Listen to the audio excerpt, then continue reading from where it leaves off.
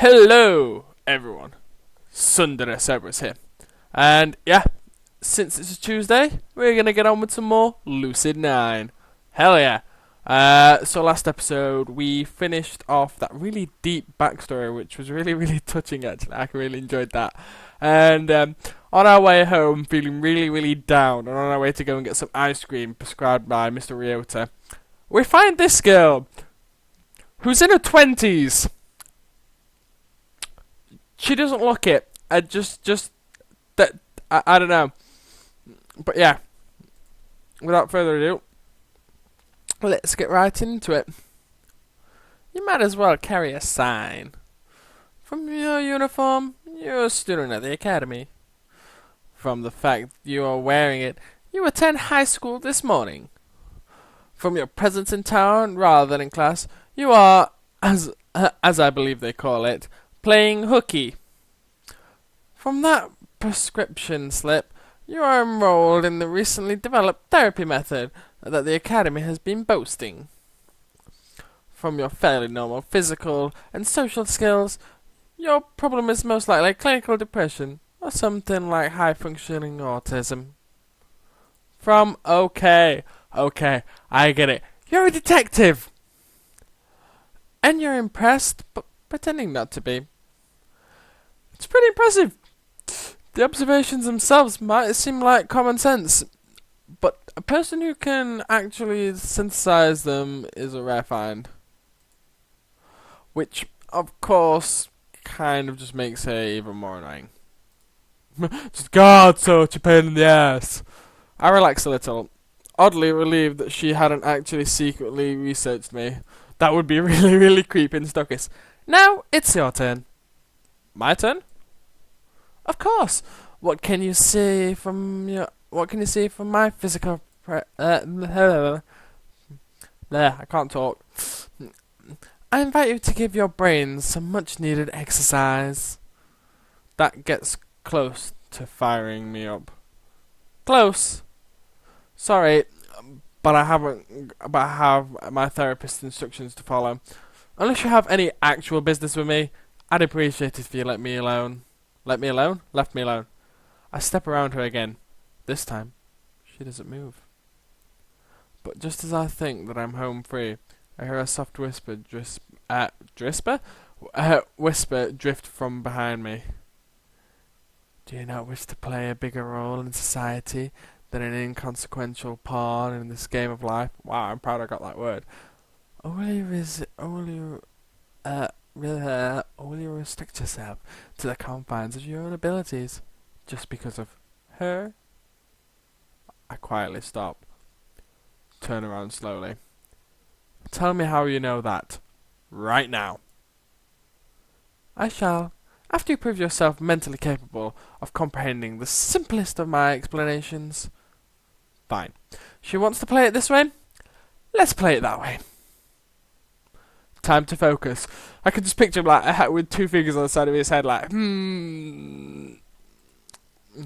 I'll start with. Ooh, I get choices. Ooh.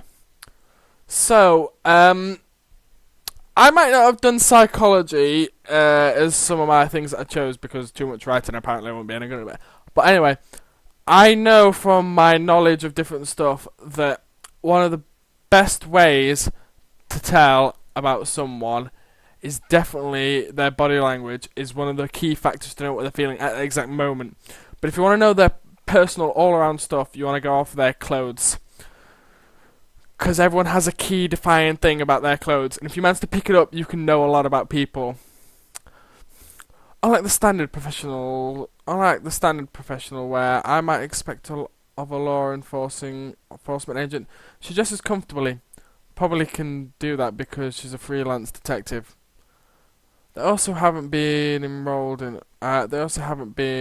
ironed in a while, which means she either doesn't care or she's a workaholic. Probably a combination of both. Her shirt proclaims King. Consciousness or unconsciousness association with her egotism. I can't tell much, but I find it strange that she dressed so casually and expect people to take her seriously. with her height and her clothes. It's it is any wonder what she often mistakes for a kid. Well done, my friend. You're going very, very far so far. Let's see if you get the key thing. And one more thing bothers me. She wears comfortable looking clothes, which I previously assumed were for efficiency. After all, chasing down criminals in high heels is a stupid idea. Indeed it is. And yet, something stands out. Too right it does. Her glasses and hoodie, hat and jeans. Now, I was going to go for the glasses and hat itself. Glasses definitely indicate that she's intelligent. She likes to wear prominent ones to show her off. So clearly she likes to show off that she's an intelligent person and she knows what she's talking about. In other words, when she's talking to you, if she's wearing glasses, you're more like, she probably knows what she's on about. If you're not wearing glasses, you probably think, not so much. Because when you think of smart people, generally think of them wearing glasses. And a hat definitely signifies cover. Don't like to be not very well on surveillance. If someone's trying to look for them, got a hat to deviate the stuff, and a hat can mean a lot of different things. Can mean covering something up and all that lot. Hoodie definitely suggests that she tries to blend in with the times, because obviously hoodies everyone wears all the time, which means that she quite likes all that lot. And the jeans are very something special. But I am going to go with glasses and hoodies. Wearing a hoodie is uncomfortable, and so are glasses. I disagree. I enjoy hoodies. But it is very strange for a reporter, right? No. Actually, there's nothing wrong with that. What's odd about assuming that she's wearing these clothes or for movability? What? Fine, then I'll go for hat and jeans. Right. Hats are a pain to run with. Indeed they are. But unless you keep one hat on there, because unless you keep one hand on them at all times, they're likely to flop around, fall off, or just generally be obnoxious. Not that type of hat. That hat it hasn't got enough stuff to be able to pick it up. It's quite a steady hat. And the jeans are too tight to top the flexibility. Running in those would either be very uncomfortable or very, very embarrassing. That is also true, but it depends on which ways you're more comfortable with. Me personally, if you ask me to run after you, I'm going to be a lot better at doing it in my jeans than what I am in my joggy bottoms. So it's all about preference, that one. So it is really difficult. Which implies that she just dresses how she wants to. Definitely a very headstrong individual. Indeed she is. If she doesn't choose casual clothes for comfort, knowing that it can interfere with her job, then is she purposely choosing it to aggravate others? To announce her individualism. It would match with her choosing to be freelance detective instead of a corporate investigator. Free-spirited, rebellious, and, as I suspected from how she's shamelessly pulling me aside for no reason, guided more by her heart than her head, despite her intellect. Indeed, most people with intellect sometimes fear using their own brain over their other things. So that could be possible. Not bad. Next, I should think about body language. Definitely tells you a lot about what she's thinking in the current moment. I'm enjoying this episode way too much. She spreads her weight evenly on both feet, unlike most girls who let it lie more on one side of their hip than the other. Fun fact about that: depending on which side of their hips they end leaning on most, can determine their personality ever so slightly. It is absolutely brilliant. Even weight on both feet almost sounds like a fighting. It is definitely even, but it could be formal as well. I am unsure about which one it could be. Since is a freelance detective, she doesn't want to be aggressive. I'd pick formal. She could be used to formal settings, but that doesn't seem to match very well. The rest of her body language isn't proper. She seems to hunch slightly, with her shoulders loose. That's the reason why it can't... Shoulders loose, yes, but hunching is never a good thing in a fight. Never. So, hunchback probably isn't the best thing. No, it's more like she's in a fighting stance. There's not much I can tell from a picture. If I saw her in person, it would be pissing easier. She seems relaxed, but with that bright-eyed look of someone expecting danger around every corner. She's a detective, or freelance detective. Of course, she's expecting everything around every corner. That kind of weight distribution doesn't seem to come naturally. Maybe she was in sports, or maybe in self-defense at one point, for a while. From the look of it,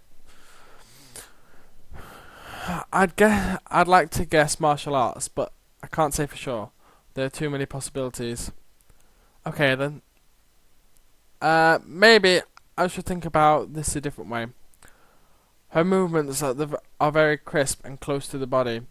When she's speaking, she doesn't gesture very much. Even when yelling, when she's a very close person, she wants to try and hide something from you at all times.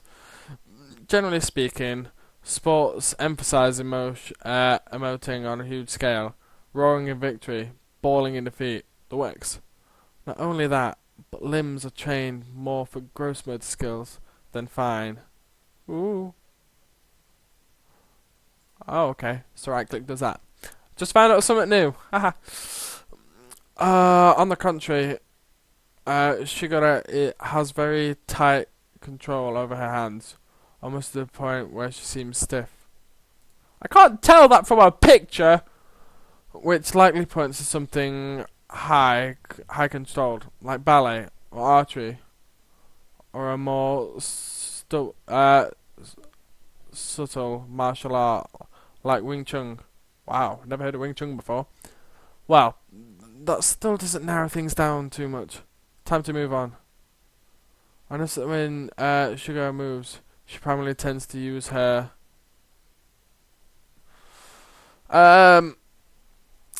she's been in that same position this whole time, so how the hell am I meant to do this? But by the looks of it, if one hand is on her side like that, she doesn't seem to gesture with that hand. Whenever I've got one hand on my side, I sometimes gesture with my hand. So the hand on her waist is her right, so I would guess her left hand. Her left hand is always hovering by her hip, where it's likely her holster would be.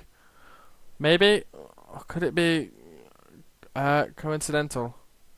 She doesn't primarily use her left hand for gesturing. At least, I think I'm on the wrong track. What? If I've got one hand dangling by my side and one hand on my hip, I always use the one that's dangling by my side, because I like to keep the other one on the hip. Oh well, everyone's different. Her left hand is generally stagnant, while her right often takes the most action adjusting her glasses or tapping against her hip. Probably safe to assume that she's right-handed. I kind of wanted it to be left-handed in all honesty. I find it quite interesting with left-handed people. So she used to be involved in a high-control form of physical exercise, and she's right-handed. Is that all I can get from her body language? Well, she doesn't wear any noticeable makeup. She dresses like a kid, and she wears glasses instead of contacts, just calling more attention to her pathetic stature. Okay, wait a minute. When I put it that way, it almost sounds like she has a mental disability. Wants to be underestimated. If it is true that she's probably a fighter, best way to beat your opponent, get them to underestimate you. If someone underestimates you, you can use that to your advantage. You can overpower them so much easier. Even though she pretends to be indignant about being mistaken for a kid, it looks like that's her intent. Even though she's a freelance detective, she doesn't wear her baggage anywhere, or carry a gun, or anything really. She probably believes that being underestimated is a valuable skill, and that it is.